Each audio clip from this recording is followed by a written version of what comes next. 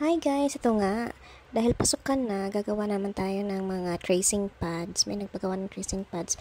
Ito, transfer ko muna from my phone to my laptop kasi walang apps yung laptop ko na Canva. And then here, printing na of the different shapes. So, 40 pages per bundle po ito.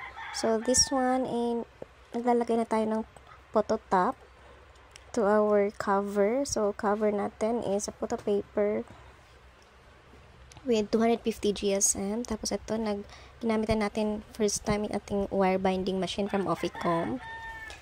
So, na yan, magbabind tayo after nitong mabutasan lahat.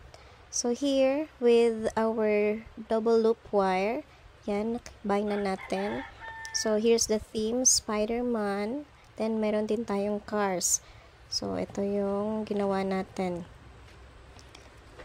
Yes, it's a tracing pad for name. Then, meron din tayong shapes. And then, this one naman is nakapadding glue.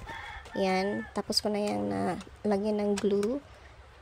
Tinanggal ko lang yung mga excess na pang-cover natin para hindi magkalat yung padding glue sa ating front and back. So, ito yun. Number naman at saka name ng